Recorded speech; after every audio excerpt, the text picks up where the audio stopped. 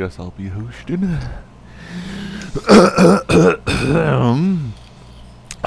Welcome, my little children, to a little quick cast here for you.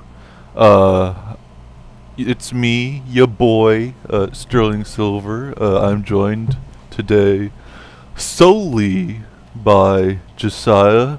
How are you doing, Josiah? I'm okay. A little hungover, even though I didn't drink any alcohol last night. I have what's called the Sunday curse. I inherited it from my mom, in which every third Sunday I feel like I want to split my brains in half, and I wake up like that for no reason, and I take like 30 pills, and it kind of makes it better a little bit. And I ate ice cream, and that's doing pretty well for me right now too. So, Sterling, we have come here today with one mission we shall succeed in doing, and that is to explain the right-wing fascist propaganda that is darling the Franxx. Oh, yes, it is.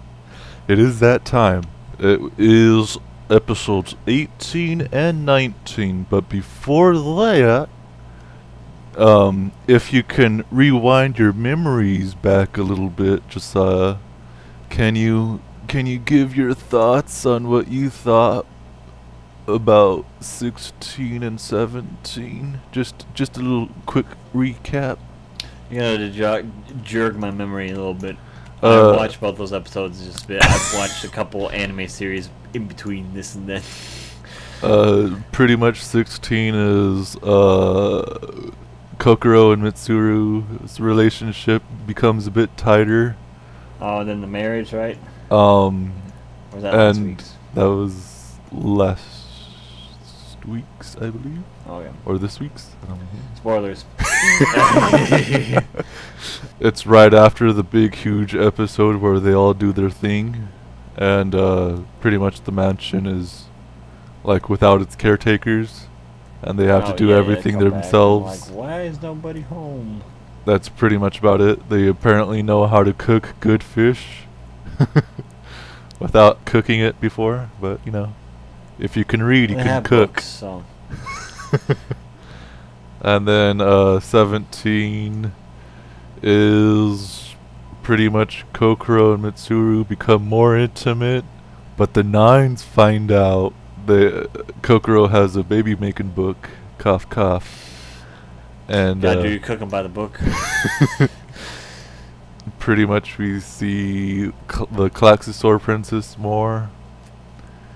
I believe this one is the first encounter with the Klaxosaur Princess, episode 17. And the first one we've actually seen her, yeah.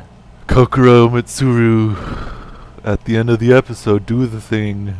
Apparently that's right-wing propaganda. Well, okay. So basically, both Tumblr and Twitter have been in a big fit because they don't understand that this is not actually supposed to be political. This is just like it's an experiment, okay? Like, what if this was to happen? This is not advocating for one side or the other, but of course, being edgy, 20 to 30-year-olds who never grew out of shitty anime, people just can't seem to understand that. Oh no, you can play devil's advocate or go into weird situations without actually advocating for them.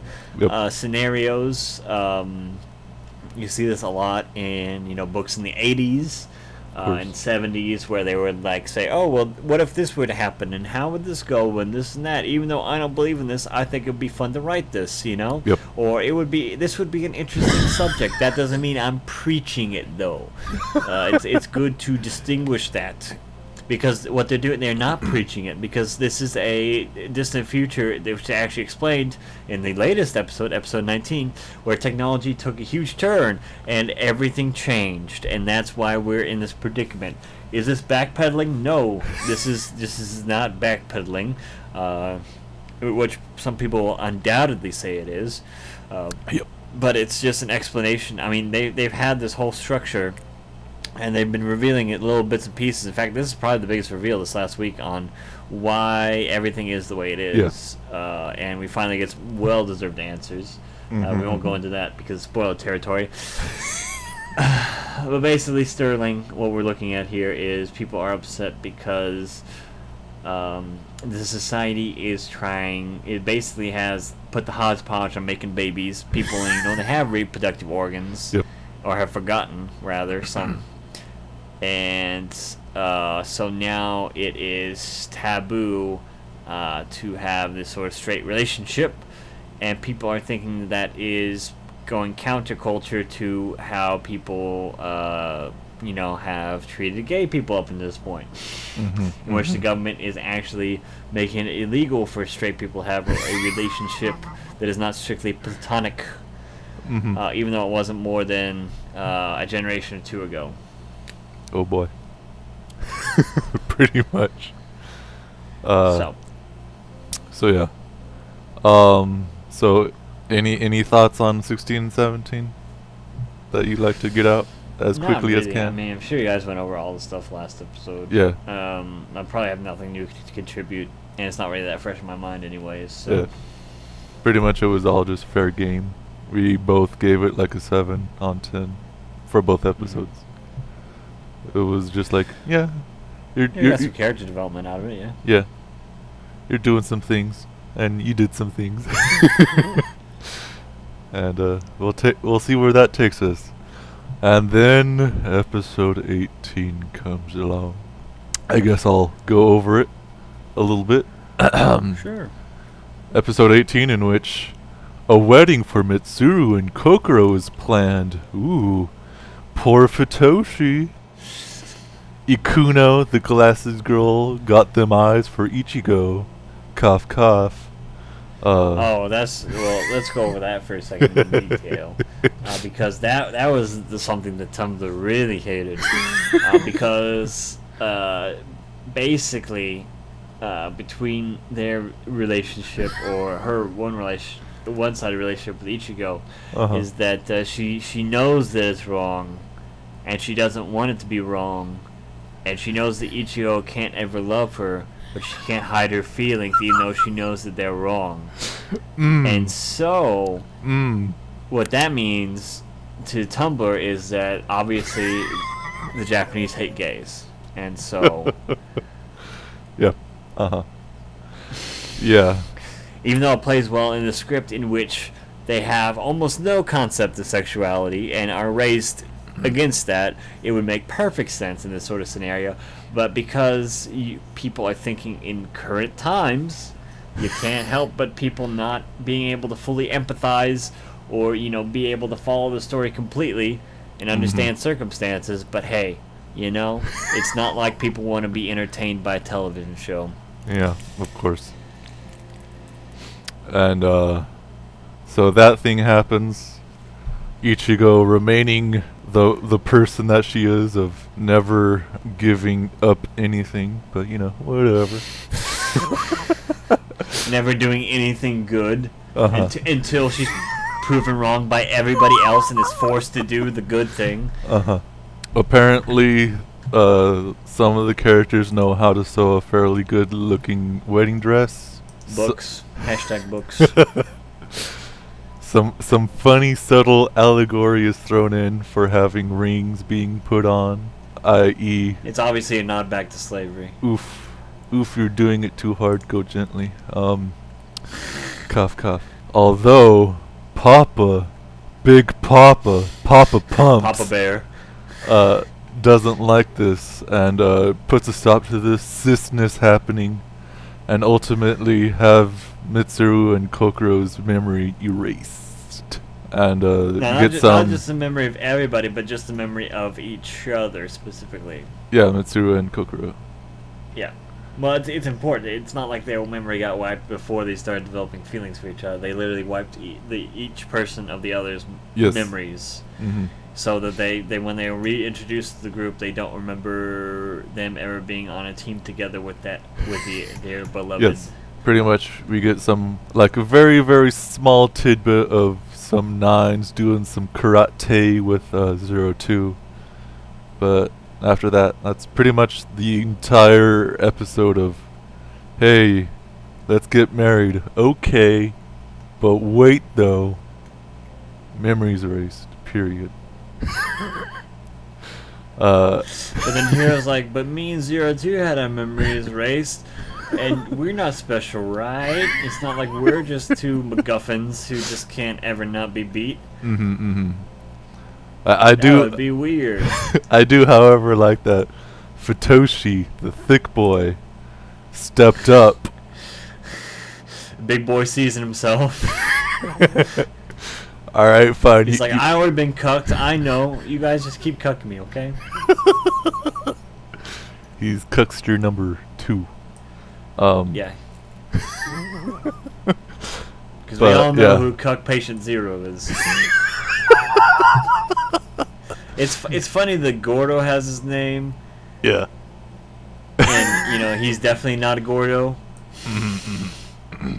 What I feel like I liked about it was like the implications of everything that went into it, like the wedding and all that stuff, and the allegories and Cracker Jacks, and then Papa Pump stopping all that crack.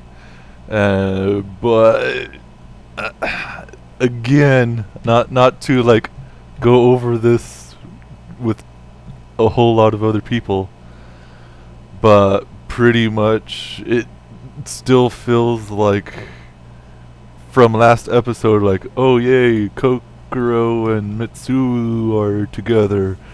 But this episode, nope, no they're not. Forget all that. It kind of feels like, again, too many hands in them cookie jars. Trying to one-up each other. Trying to bring new things to the table. Or just erasing the previous episode's progress. Which... Well, it's also a very sometimes well played and sometimes not well played game of Don't Wake Daddy. Which sometimes, like in this last episode, like 19, they didn't care about waking Daddy at all. But other times when they're just like, we're gonna have a marriage. Hopefully, we don't wake Daddy by doing the one thing that he hates more than anything else. Yep. Yeah, pretty much. Again, these 2 latest episodes, completely different directors so far. No overlaps. But yeah. Any thoughts on this episode 18, Josiah? 18. Nothing huge. I mean, it was more about just moving the story along where it needed to be for episode 19 to make sense, or well, not really that either, but it was just kind of a well, I mean, we all saw it coming. It wasn't a surprise. Yep. It was just a necessary plot device.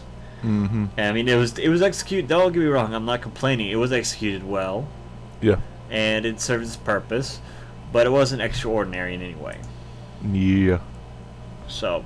I agree. But it was necessary and got the job done. So like a plumber. Like the toilet busted, plumber comes in, does his job, everybody's happy. Yeah. Then you get to the real shit. Any number you would give this if you so had to? Oh, 6.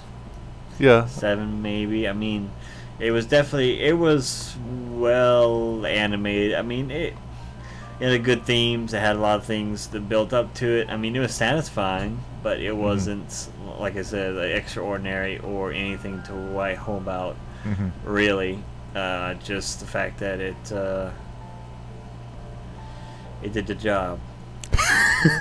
Yeah, I pretty much agree with you, but I'm gonna have a hardline stance that this is gonna be a 6 for me.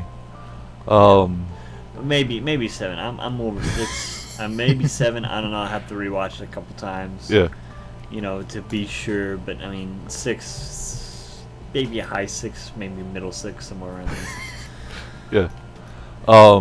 But also, we didn't really talk about it. But what are your thoughts on the heel turn of 02 so far? I don't know. Like, she has Hero now, and it's all good in the hood. Yeah, it all seemed a little bit rushed with that because she hated them, they hated her, she hated them, they hated her, she hated them, and then now everybody's hunky dory. I mean, some people online may want you to think that you could just turn off, mental health problems and huge spats and disagreements without therapy or at least more progress, but that's not how it works. So it was a little bit rushed, and I mean, it was something that stuck out to me. But I mean, it's not the biggest thing on my mind, though. I mean, it has to happen basically. And they didn't do it. They obviously didn't do it the best way, but they do have limited episode counts, so I understand why, because they don't really have a lot of time to reflect on that. So I don't know. Yeah. It is what it is. Would I change the script? Maybe. I don't know. We'll have to see the whole series before I can make any accusations like that. But for right now, though, I mean, it just seems like a necessary shortcut. Yeah. So, on to episode 19, in which some extreme world building happens. Yep, we get to see the personal history of Dr. Robotnik. Yep. And his mean bean machines. So pretty much, I'll go over it a little bit. Dr. Franxx gets his own OC episode. Don't steal, please.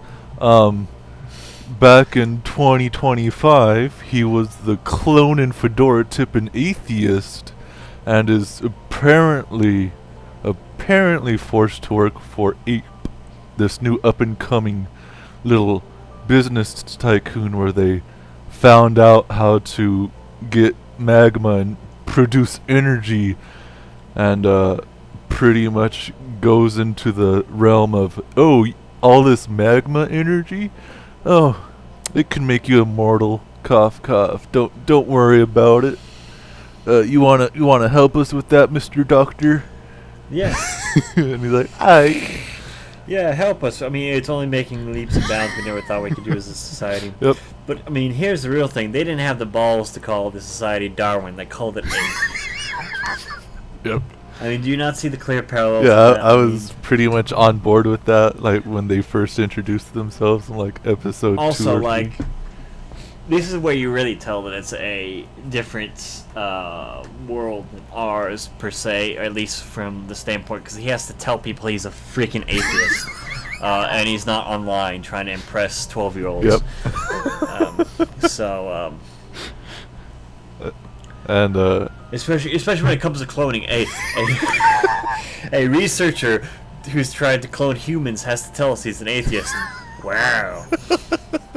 Imagine my shock. Yep. Mm-hmm. And we get a little introduction of Karina Milsa, the little quote-unquote love interest, but we'll get into that later. And it pretty much explains away that, if you do this immortality magma stuff, it kind of nicks his reproduction in the process. Whoopsie doodles, maybe we shouldn't have done it for 70% of our population. Oopsie.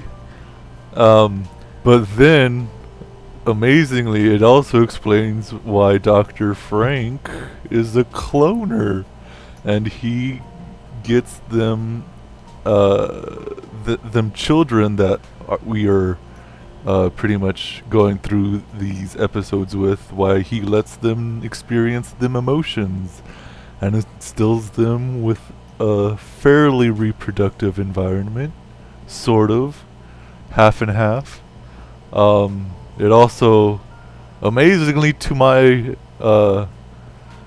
I guess judgment, whatever, it explains why the Klaxosaur comes about through Ape meddling with the magma mines. And who boy. Guillermo del Toro. Yep, that's what I was thinking, like, ooh boy. And, Guillermo del Toro. Yep, that's what I was thinking, like, ooh boy. Guillermo del Toro. Yep, that's what I was thinking, like, ooh boy. How many sci-fi franchises in the last decade can this Yeah. production keep directly stealing ideas from? I Yeah, mean, dear Lord. Yep. This leads to the development of the Franxx, little robots, and then Dr. Frank is just like experimenting with it. Like, oh man, one person isn't enough.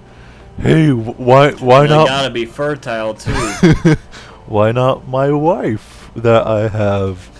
Why not you? Hey, how about you do this? And inexplicably, ooh boy, big mistakes happen. Dr. Franxx is a widower now. Pretty much goes towards the part of, oh, they need two pilots in one robot. And then more cloning serves a bigger part, in which, of course, as I've gone over. That's furthering his research. Coincidence? I think not.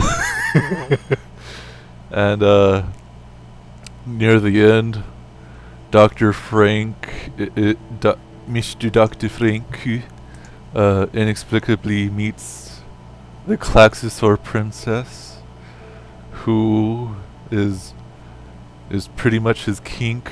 But you know, hey man, that's a story for a different day.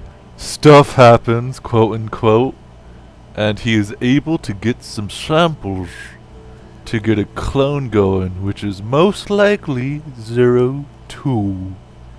Bum bum bum. And that's pretty much where the episode ends. Well, we also get like some back and back with the main characters and talking about Mitsuru and Kokoro and why their memory's been erased, but you know, it's all focused on Dr. Franxx. Nothing important except for everybody else being like, hey, why don't you remember? Yeah. What's up with that, huh? Get a whole Paul Rudd scene. Yes, exactly like it. Any thoughts on this episode of Mr. Josiah? It's great. It got some necessary details on why everything's happening. Do you think, however, besides that, it's a little bit the time frame is a bit too short-ish? yeah, that's what I was thinking. It's too short. Yeah. Because when what's his face, Eager McBeaver, I can't remember the names because they're so freaking Which one? stupid.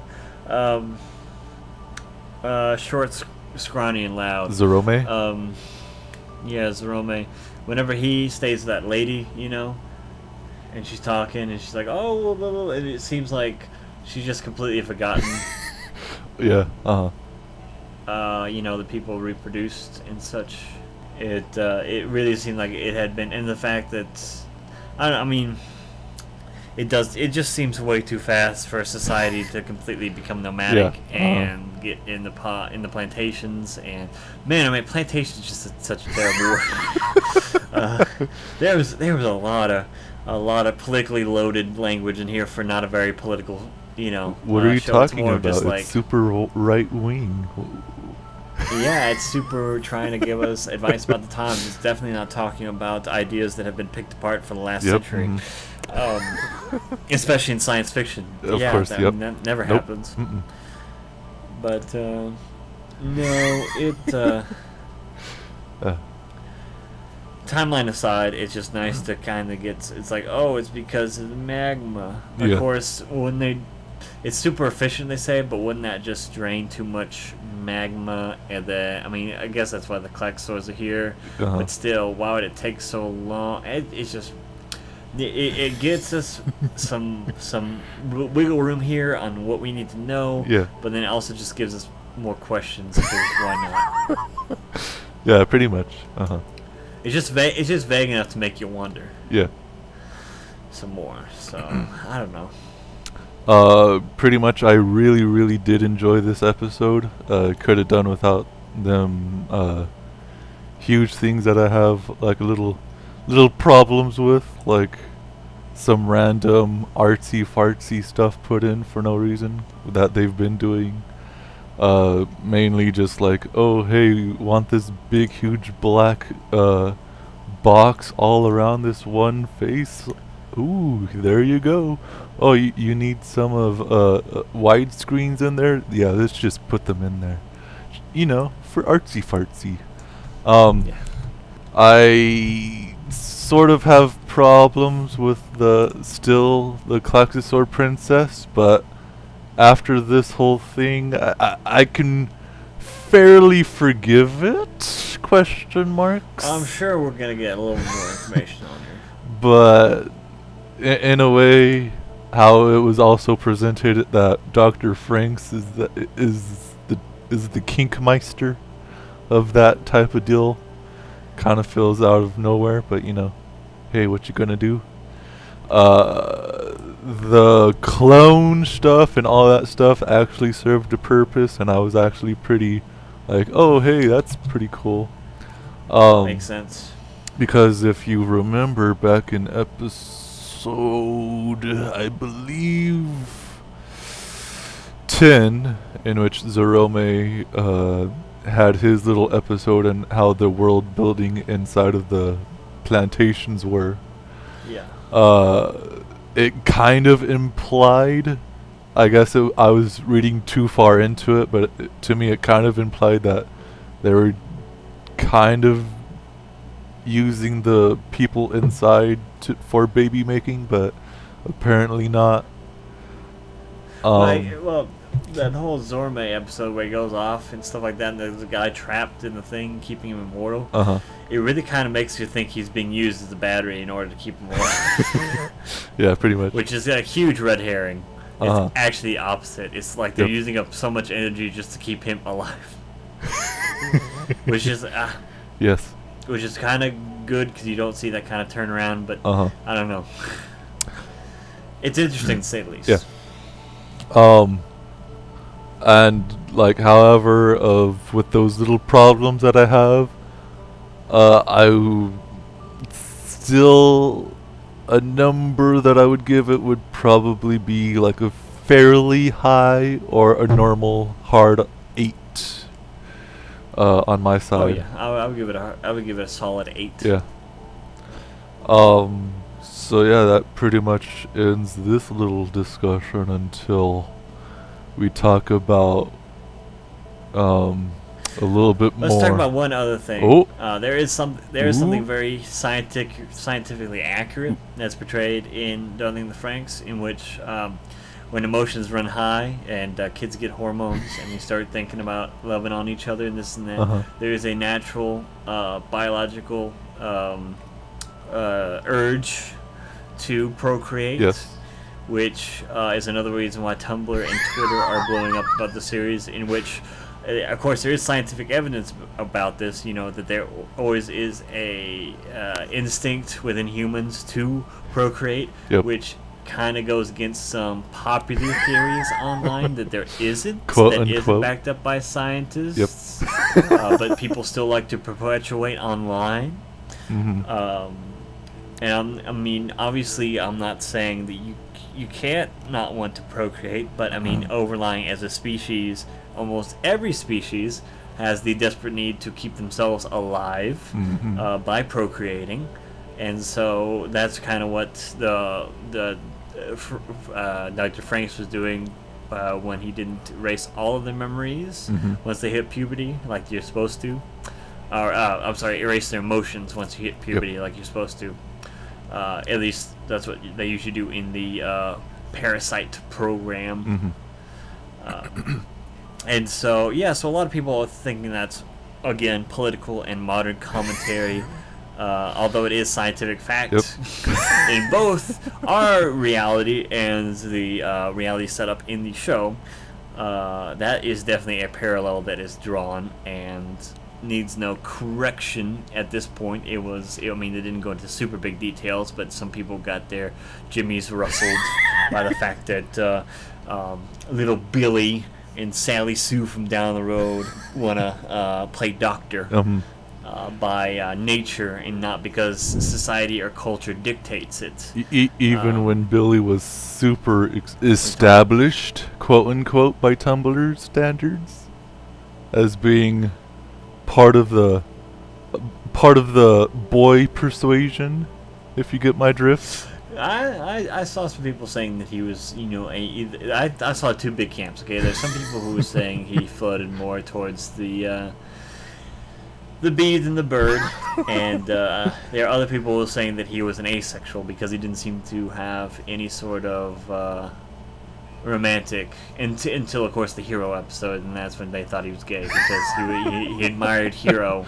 Yeah. When they were in the garden together, of course, as kids, as very young children, so to speak, because they still are kids technically. Yep. I don't know, what are they, like 14, 15 years old, somewhere around there, 16? Around there. I don't know, it's not established, but regardless, when they were, within like 10 and under, he really admired Hero, wanted to be best friends, this and that. Things that young boys happen to do whenever they find, friends they really do like. Of course. It's a natural thing, and it comes about through natural development. Mm-hmm. And some people who watch shows like this or this show seem to think that just makes them special in a way that they may not want to be perceived, and the people who are writing the show may not want them to be perceived. But of course, headcanon trumps all. So of course, yep. And of course, the headcanon, I mean, is not the canonical description of characters you personally have inside your head. It is a mountable cannon that you wear on a helmet on your head, yes. That you shoot when people disagree with you in order to show them your opinion in a better demonstration. Yes.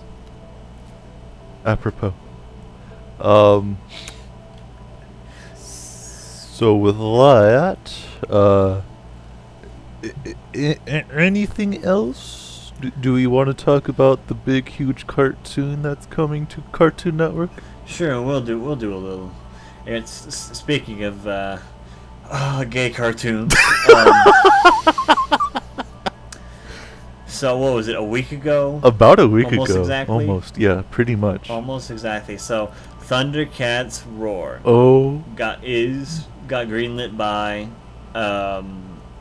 Cartoon Network. Boy. And of course, what do they do first is they give you a little promo, but not just any promo. They give you a promo by the full animation staff and the art director. Mm-hmm. And so he is a man in his mid-30s, around there, who seems to have a weird fetish for Thundercats. Yep. And despite having his brothers love it and growing up watching it with them, and him having an immense amount of memorabilia, which I assume was provided by the studio and he didn't actually have at home, delivered to his office, he thinks that he knows everything about Thundercats now, and thinks that he can completely bastardize the series and ruin another classic original cartoon from Western audiences. So if you haven't seen it, good for you. Hope you never have to. Oh boy. It's a mess. It's a mess so much that even Pat's girlfriend, Peach Saliva herself, had to get on Twitter to tell people, no, this is not just a cutesy art style. I don't care if the plot is going to be amazing. It doesn't look like a very good show. From the very trailer that we got, in which proportions are completely ignored. Yeah. Some hands are drawn. Details are left by the wayside. Yes. Sometimes things are incredibly detailed, while things that are on the other side are not. It's hard for me to explain because I'm not an artist. I don't know the correct vocabulary, so to speak. Yeah. So I'm just speaking, stupid talk right now. And I can admit that I'm not an artist. That's fine. Yeah. Don't have to be. But it just doesn't look well, especially from the from the storyboards they were drawing. Oh boy, yeah. On a whiteboard. On a whiteboard of all fucking things. So we have computers now to do all of our animation on since like what, the 2000s, the early 2000s. Yep. And it became industry standard across the board, no matter where you were. And so, and still, yet somehow they seem to have the need to doodle the entire storyboard on a whiteboard that could easily be erased if you accidentally slipped and slapped it. First off, it's not reliable at all. Second off, it looks almost as bad as the show. Yeah. Pretty much that whole whiteboard thing, you can basically tell that they don't really put a whole lot of thought into it. Because what that basically means is that, oh, hey, you know that those storyboards that we used to do in which we took our time a bit more? Nah, just forget all that. Let's just put squares on a board and then just circles and lines and eyes. It almost looked like they just did it for the trailer. Yeah. Like they don't actually do storyboards. Like, cause like when you that say storyboard, feels like too cartoony to me. It's like, cause you've seen, what was it? What's his name? Bill or Dan? The guy who does the Fairly Odd Parents. Yes. What about him? I've seen some of him stuff when he does like storyboards, and it's a huge wall. It's like, you know, it's a whole episode like explained out. And yes, like there's sketches. He likes to do things on actual paper still. That's fine, you know, that's acceptable. But I mean, like, it's a huge board. When you talk about an episode, they have a whole board filled and covered, not just 3 aspects of the episode. It's 3 panels. How are you going to do that? Like, why wouldn't you draw out a whole thing and then discuss it, like, and then go over critiques? Why do it one cell at a time? Doesn't that just seem like the worst possible way to decide how things are going to go? Yeah. But hey, ThunderCats was made for the hilarity that ensues in it, you know? Yeah, a little kawaii face. Hey, remember ThunderCats? Made in the 80s, and how, you know, Japanese Neko Pop just seems like the best theme song in the world, especially one that just vaguely references the show. Isn't that amazing? I mean, you could have just paid somebody about the same, you know, to make a good metal cover of the original one, and that would have been great. Of course, it wouldn't have fit with your show's dynamics, but it would have been something nice. It was also really funny when he got that song from the iPod or whatever he was using at the time to just go over. I'm just like, oh, hey, yeah, that one sounds about right. It has an echo in it. There you go. Cut and print. It just felt like, wow, are these guys really serious? Oh, hey, another big protester of this is Mike Matei from Angry Video Game Nerd. Yes. And Cinemassacre. And he immediately saw the trailer and says, I don't give a fuck what you guys think. This is killing my childhood. he literally took on all Twitter to say this without any apologies or nothing, saying, I don't care if it turns out to be a beautifully written show. This is bastardizing everything that animation was at the time period and what it speaks for, basically. There's also a thing going around which has been since quote unquote redacted in terms of, oh yeah, I was wrong. Don't regard that with any proof of anything, but things about, oh hey, remember that 2011 ThunderCats show? Oh, remember how amazingly amazing it was?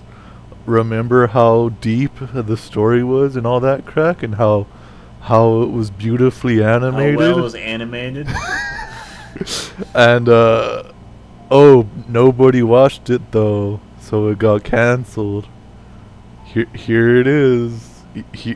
Here's why this exists now. And the redaction was, what you talking about, boy?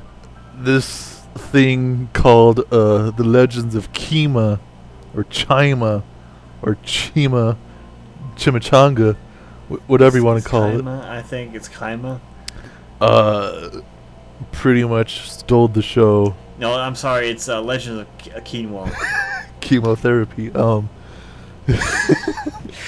Yeah, speaking after this cancer, I'm gonna need some. No, I'm not saying it's a bad show in any way, since I have no interest of ever watching it. Well, seeing as it's already canceled, it's not one of the properties they beat to death. It obviously wasn't as popular either. But yeah, pretty much they were the 2011 team on ThunderCats were like, oh yeah, second season? Okay, cool. We'll do that right now. But then Lego steps into the door and says, wait, Cartoon Network. You want money? I'll give you something cheap so you can reuse that money for something else. And we'll give you Legends of Kima. Like, okay. So I just got reminded of something that also came out. So there was some funny edits of people doing other classical Cartoon Network shows, or shows that were shown on Cartoon Network, as the infuriating art style that is ThunderCats ROAR. And one of the big ones was a one done for Ed and Eddie, which actually looked very clean and almost professionally done. And there were some who didn't, like the Black DDD, Black Double D edit that was hilarious and no one thought take it seriously. But there was one that looked professionally made that sparked a huge response on YouTube for some reason from the never seen, never heard community, who think that may actually be an actual thing, and that Ed and Eddie may be, it ignited something that nobody ever wanted, in which there may be a remake of Ed and Eddie coming up with a more clean-cut, standardized, less amazing art style than what it originally was. Yeah. And so, yeah, that was really weird because it started coming up on my recommended videos after I watched a whole bunch of the ThunderCats ROAR commentary. And so it just came out of left field and nobody asked for it. Yep. Especially since most of these videos have like 2,000 views on them. But that was just an interesting kind of side effect that happened. Yeah. Is that some of these threats were taken seriously. Yeah. But yeah, going back to ThunderCats ROAR, in which the trailer was announced, there was a little mini trailer of the opening, quote unquote. The amazing action-packed opening. Yep. With perfect animation. Yep. The quote unquote perfect animation, in which, if you freeze frame it at just the right points, you can tell exactly how it's not actually perfect. But I don't begrudge anyone who thinks this is the quote unquote final product, which it might be, but I have my not really hopes. I'm not gonna say hopes that it's not the final the project, quote unquote. But yes, there is definitely some things in that animation in which there's just a whole lot of wrongness in it. But it's fine for the most part if you just take it at like what you just see and don't pause it at any time, which I guess goes in tandem with the art being shown, which nobody really gives a hoot nanny about anything of how characters should be, and just have a free art style, the freedom of art right there. And of course, now see, if you want to see a quality remake or a soft reboot of a show, go watch Sonic Boom. Yes, 2 seasons now on Hulu. It's amazing. One of the best. It's all reused assets from the Sonic Boom Rise of Lyric game in a 3D CGI adventure that it rivals. Mhm. It's even better than the Jilly White Sonic, but it may not be better than Sonic Underground. I don't know yet. Mm. You know what? Oh boy. I'm reminded of panning just still shots of Sonic Underground. That always got under my skin, but whatever. Let's see here. But you really have to have a high IQ to enjoy Sonic Underground. Yes. The impactful art that comes from them. Any lasting thoughts on this whole thing? No, like I said, just go watch Sonic Boom. Even though I'm a huge proponent for Teen Titans Go, because we got a fairly good series from Teen Titans already, and it was fine the way it is, and then now we have this quote unquote fun little thing from Teen Titans Go. ThunderCats never really got that, and I kind of wish they did. I have yet to see the 2011 version. I might go and do that sometime in my life, but it was at that time in which I just disliked that kind of art style, and judging by what people have said already about the 2011 version, while it was being defended by people that were giving false information, quote unquote, of how nobody was watching it, the fairly fair percentage of people that have watched it say it's like a pretty on par to pretty much, yep, it's just one of those little Cartoon Network things at that time, in which, hey, some of the animation was fine, but overall it was just lacking in a lot of respects. But I'll see what the whole dealio is, because well, at least it was an attempt at a proper series. Yeah. Louise, I mean, indubitably. But yes, with that said, any extreme lasting thoughts of anything that you want to get out before we wrap this up? Nah. Alrighty. I'm pretty done. My headaches come back. If you haven't understood from my last couple comments, I'm ready to get this bitch done. Wrap it up, tie it in a bow, send it to grandma's for Christmas. Alrighty. Is there any last things you want to talk about that are coming out this week? Coming out this week, nothing super big. I can't wait to see how badly Solo does this weekend, and see if my fantasy movie picks were the correct ones, but we'll see. So far, it's turning out to be the lowest grossing Star Wars film ever, so we'll see. We shall see. Yeah. Apparently it's a fine movie, but after that last movie of Star Wars, hoo boy, it's certainly hurting. I still can't Disney. believe people. My cousin started defending Rogue One from me. I'm like, boy. You know, oh well. Oh well. It to was so them. boring. I fell asleep in the middle of it on Netflix and turned it off.